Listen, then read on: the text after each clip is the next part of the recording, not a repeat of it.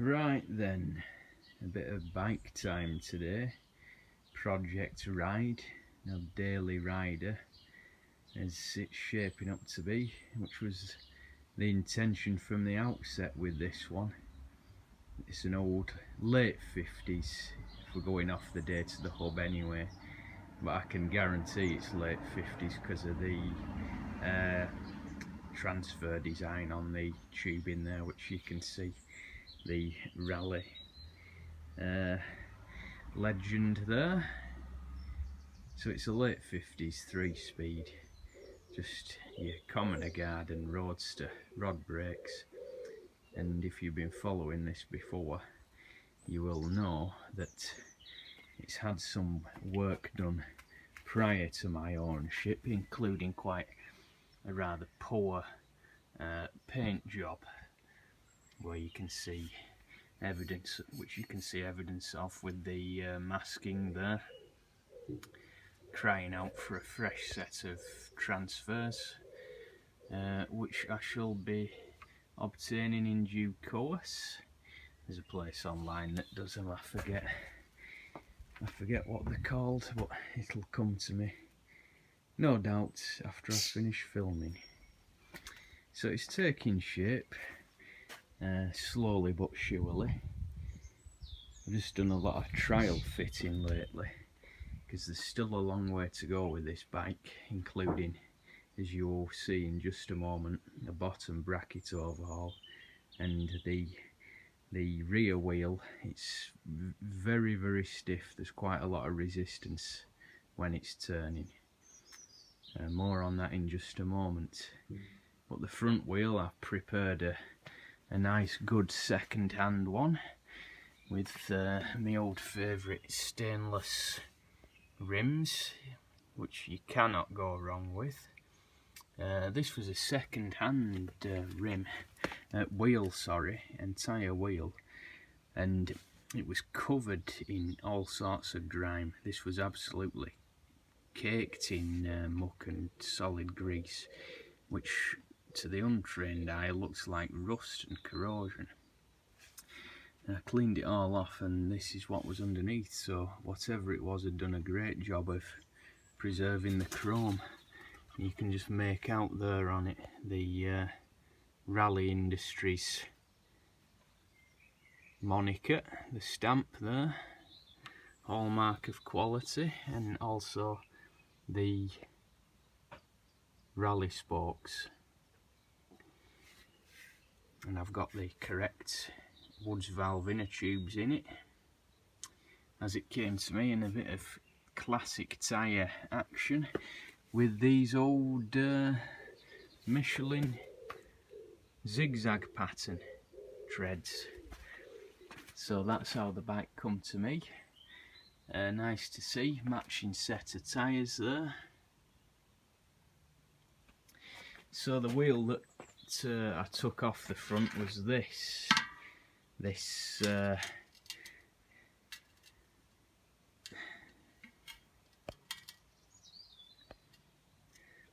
Dunlop Westwood rim, which was wrong for the bike, but with it being a Dunlop, as you can see there, and a Westwood, this will be a good spur for the pre-war Raleigh, because that has Westwood rims, albeit drum braked up, which wouldn't be any problem, because this I think has been rebuilt at some point in its life anyway. It's the wrong hub and spindle for one of these.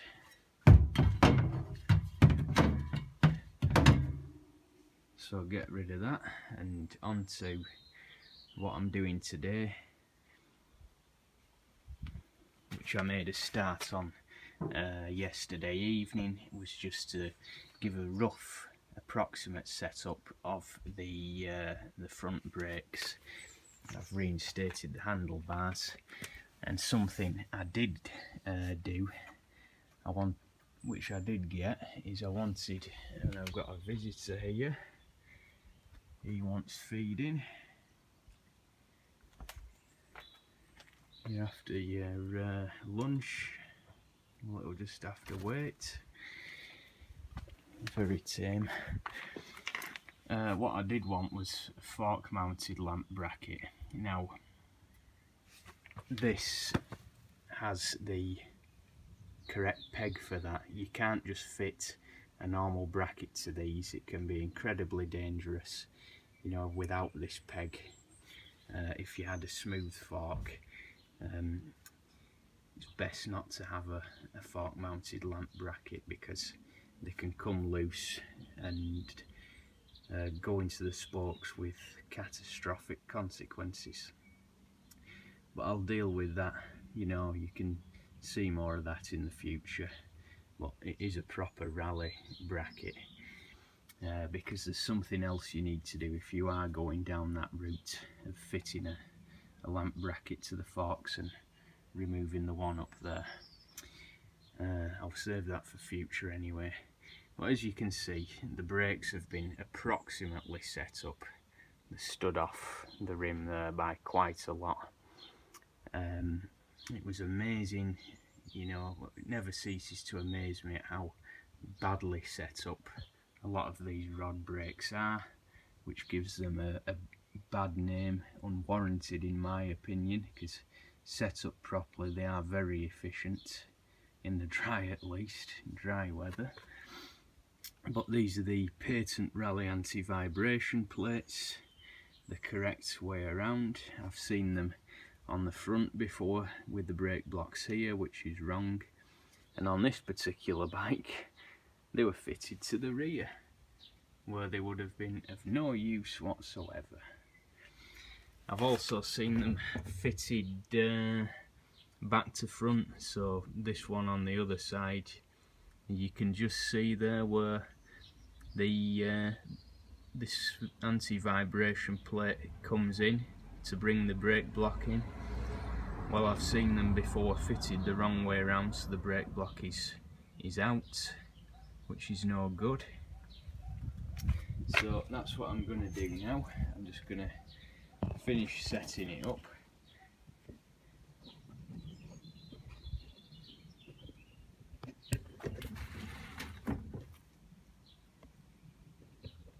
Now most of the fittings on these bikes are just Whitworth fittings.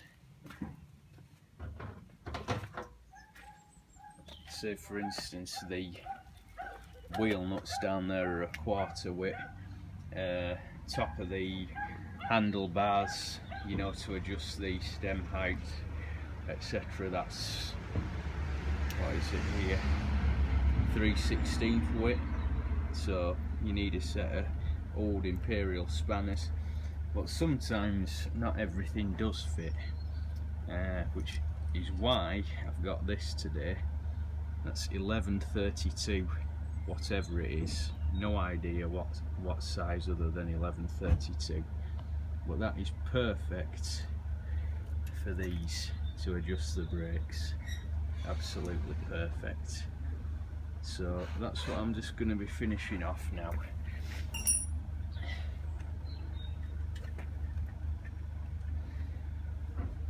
There's a couple of precautions. The stirrup needs to come up, it should not be resting on the stops there should be a slight clearance, and you have to make sure that the lever is all the way down,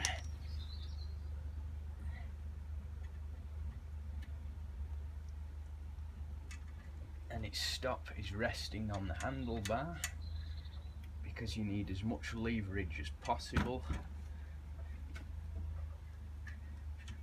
And with that, I mean, it's a rough setup.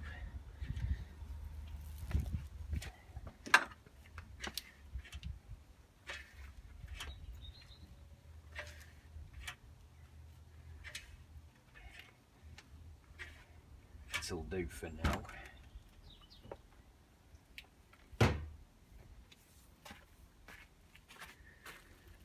It'll do for the time being, at least.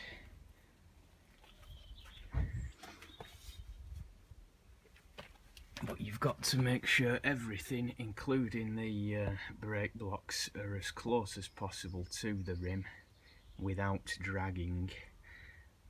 And you should pay special attention to when the valve goes round, because you do not want the brake blocks hitting the valve either when they're off or applied, because that could result in a nasty accident.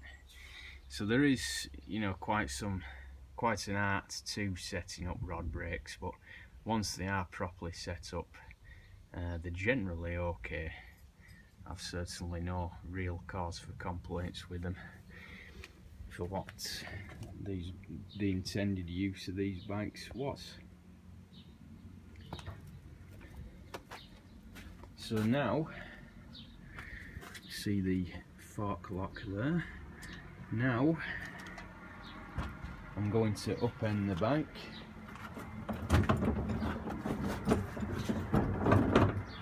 and deal with this. Well, let me show you the seized or very stiff transmission. So another good thing about the fork lock, as you'll see in just a moment, is that it makes it ideal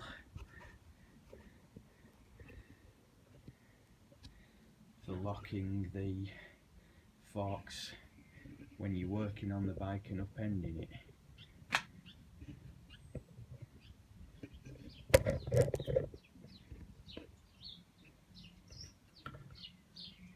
Repurpose the old bike cam here, the old test tube apparatus.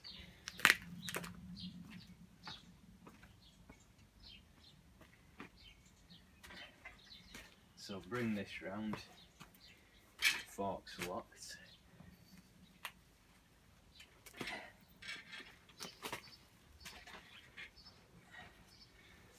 Which helps a great deal when you're working on it like this.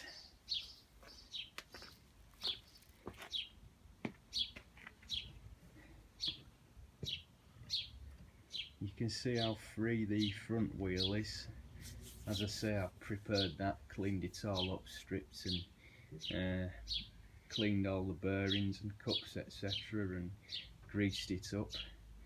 And you only want to, you know, the tiniest drop of oil in there every so often, because too much oil, of course, runs out and down the spokes and ruins your inner tube. But the rear here, you're at the rear,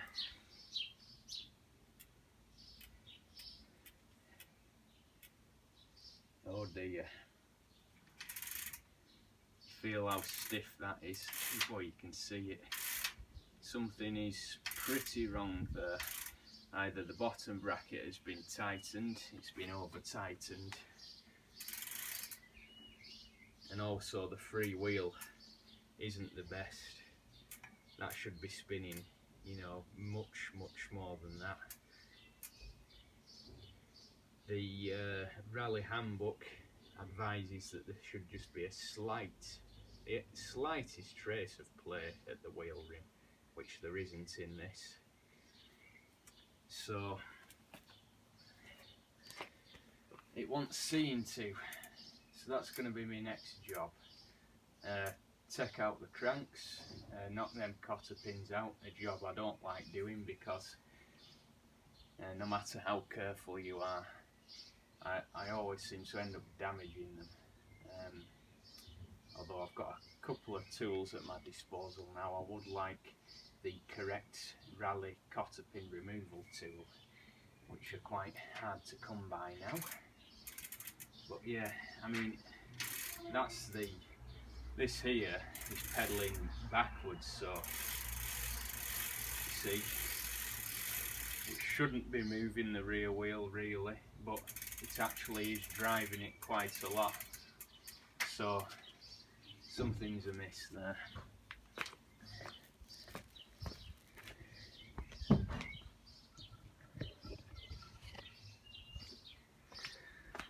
the other issue is, well, it's not so much an issue, but you know, it's on my mind, is this replacement sprocket.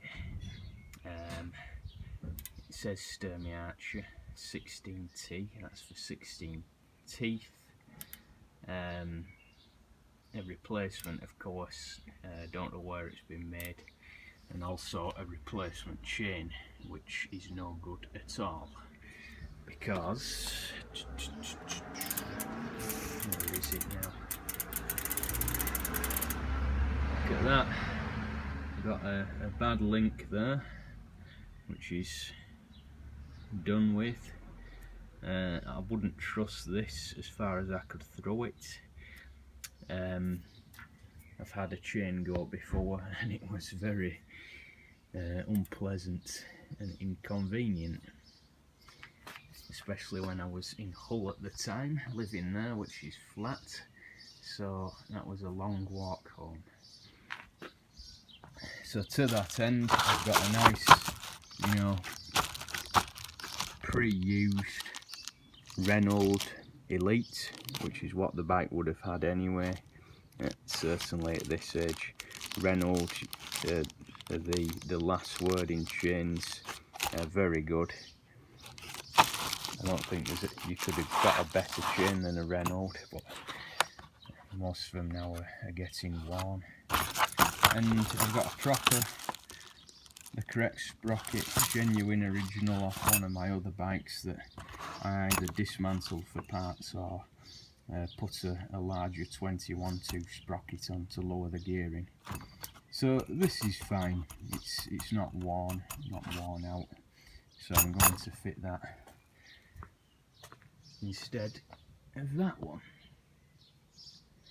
So it's just an update for you on this one, and yes, it does work indeed. Spin the old dyno hub up.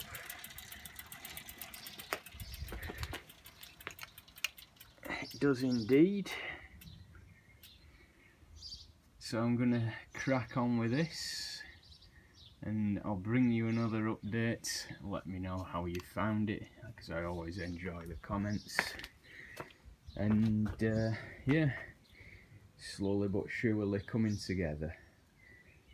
I do want to ride it this summer, so that's why I'm on with it. Thanks for watching.